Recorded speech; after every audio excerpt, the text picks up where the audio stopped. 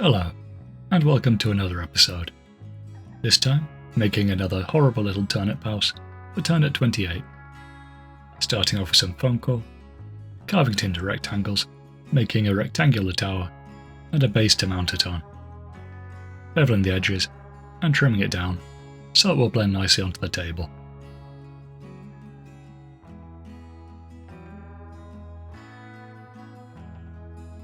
To set it apart from the other two buildings I've made, I wanted a growth emerging from the centre of the tower, so I trimmed the pieces so there'd be a top and a bottom section, and then some ragged edges where the turnip had exploded out. I also curved some of the base pieces so it would have a slightly larger footprint.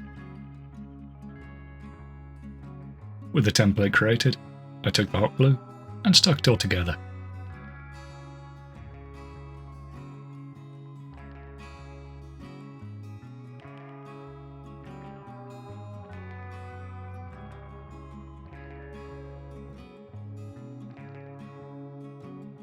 To create the growth, I had some polystyrene pumpkins and spheres that I bought a few years ago.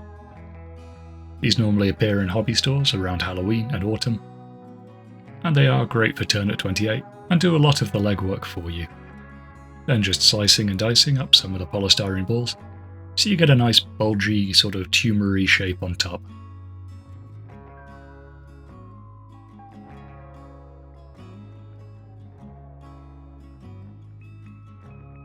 With the turnip growth sufficiently bulbous, I then stuck the second piece of the tower on top of it.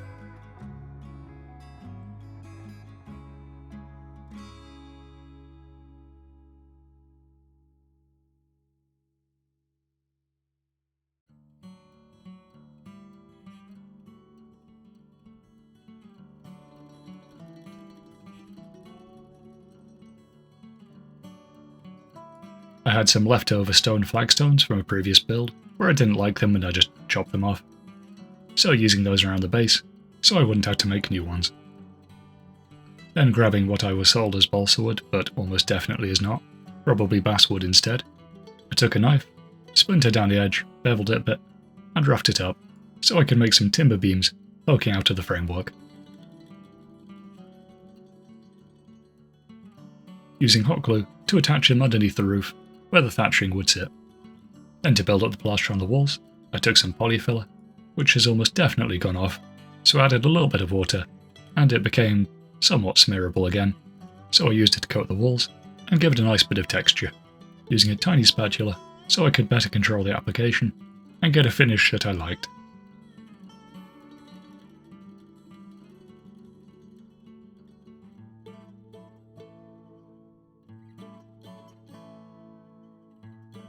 Next up, once the polyfiller had fully dried, I mixed up a batch of sculptor mould and applied it on the base, as well as all over the growth, to fill in the gaps, so it'd be a bit more structurally sound, but also make it more blobby and give it a nice bulbous texture, and cover up most of the polystyrene.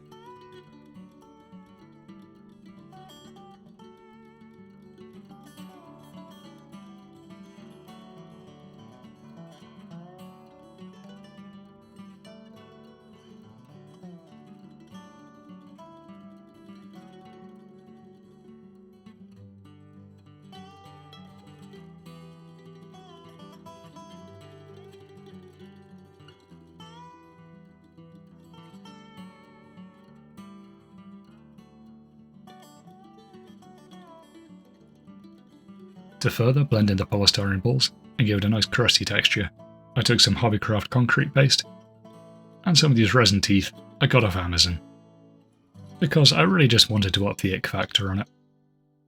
So applying a nice thick layer of the concrete paste, then poking the teeth into it. Then for some more flavour, I wanted a little root shrine next to it where the locals had sort of started worshipping this thing, so taking some foam core I bulked out the shape, then taking actual balsa wood this time, trimming it down into planks, and cladding the entire thing.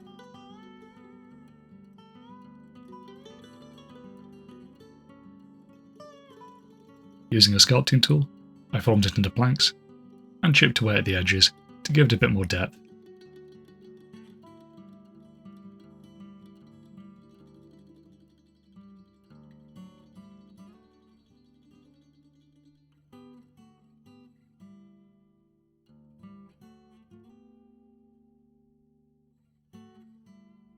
Taking a more foam core, I built an entrance piece and backed it with polyfiller, then posted in some coffee stirrers to create some planks around it, so you get a little kind of peek inside what's between the plaster.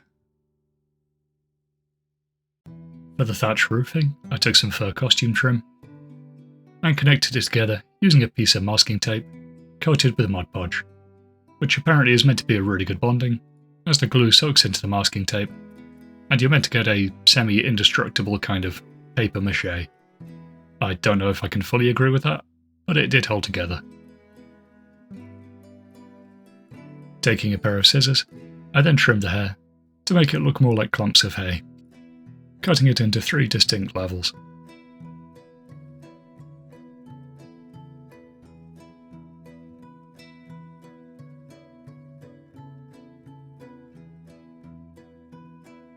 Then once happy with the texturing, I took black Mod Podge and applied it all over.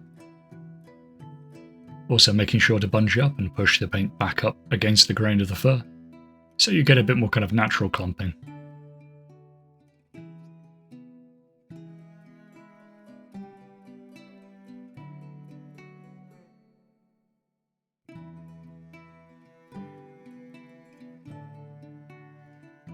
I then attached the door to the front of the tuber.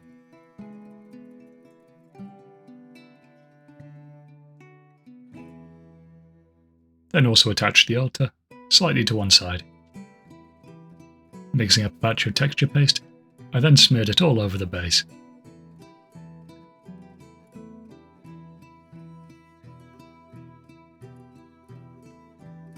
Before the texture paste was fully dry, I took some random offcuts and pushed them into the base, so I'd get some kind of blown up flagstones, almost like a set of stairs leading up to the doorway.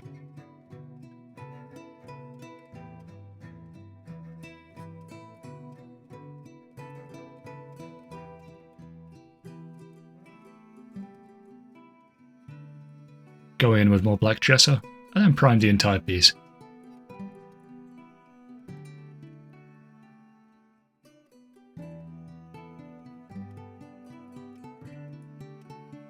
Taking plain white acrylic paint, I cover the plaster sections of the wall, intentionally letting the paint coverage be inconsistent, so you get like a bit of a washed out drab look to it, and lets you skip some of the weathering. Next up, taking a burnt umber, I filled in the earth. It doesn't matter at all if the paint overlaps here, because it's all meant to be grimy and disgusting anyway, so I wasn't too precious about keeping within the lines. The burnt umber also applies the base coat for the thatching. It was at this stage I thought the polystyrene balls were still a bit too visible, so I went in with more of the concrete texture paste, and just bulked up the texture a bit more, giving it a slight stipple to build up a bit more texture. Following that up with another layer of black gesso, and a dry brush of the tan over the dirt.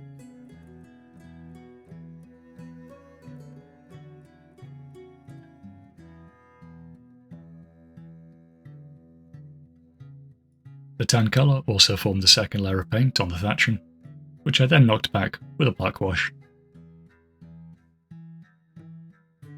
Jumping back to the tuber, the main body got painted with a tan colour, watered down so I get a nice inconsistent coverage. Then following it up with a nice mustardy yellow, applied water down so it would be a bit translucent. I then pulled this back to the original colour by dry brushing the tan colour over the top, so the end result was a bit more warm, but also had a kind of pustulic vibe to it.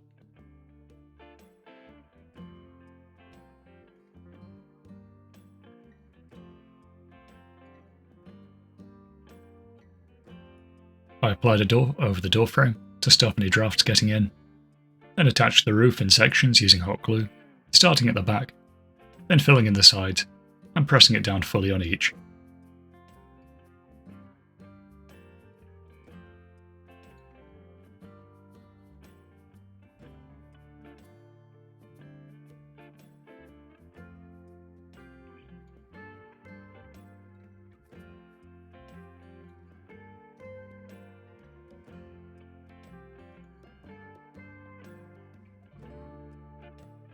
I had a pot of Vallejo texture paste, which is starting to get quite crusty and probably needs to be replaced. but I used that to fill in the gap between the thatch and the roof.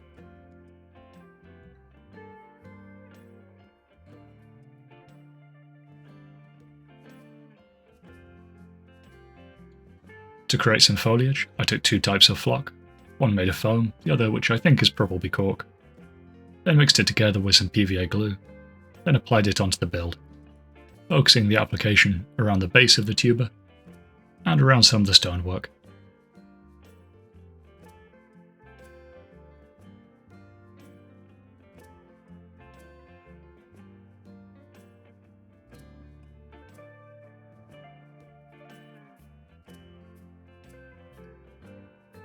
I then filled in a few more gaps, just using regular clump foliage, so you get a nice subtle variation of greens. Then taking a few types of tufts, applied a few around the edge of the piece. To add a cloth to the altar, I applied some watered down matte Mod Podge, then took a piece of paper, trimmed it into a small rectangle, and pasted it onto the altar.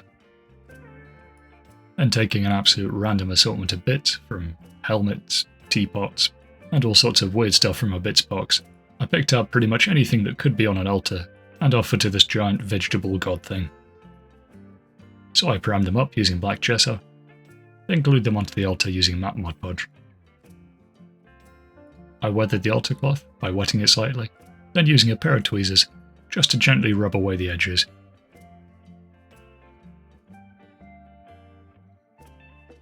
I also applied diluted red paint, so it would be a little bit more contrasting with the various greens and browns and yellows. These bits came from various assorted kits, but I think the majority came from either Frostgrave kits or the Wargames Atlantic Villagers sprue.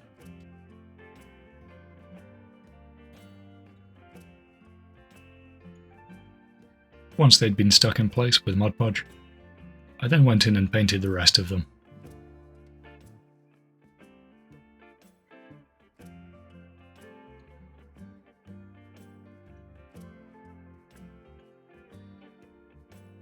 This is also still prime real estate, so I painted up a "To Let" sign, so I could hang that on the doorframe as well. Then for a bit more experimental stuff, I got some more leaf hole punches. These ones I got from the local kind of arts and crafts store. So taking some dyed paper, I trimmed them out and tried to make some kind of large leafy foliage type things by bending them to shape and applying a bit of glue so they'd be a bit more stiff. Then using more matte Mod Podge to attach them in the gaps between some of the flagstones. So again, it just adds a bit more depth to the variation that you get around the base of the piece.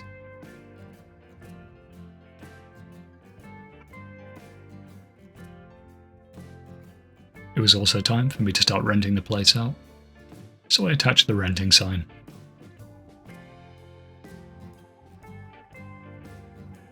Then moving on to some final steps, I took some watered down brown paint and applied some brown smears below the windows. Then taking watered down green paint, I did much the same on the edges where it was touching the tuber and onto the tuber itself. Then for one final little step, I took some coffee stirrers, dyed them black, and painted them around the base so you'd get some of the internal woodwork that had been splintered out. There you go, my third finished turnip building.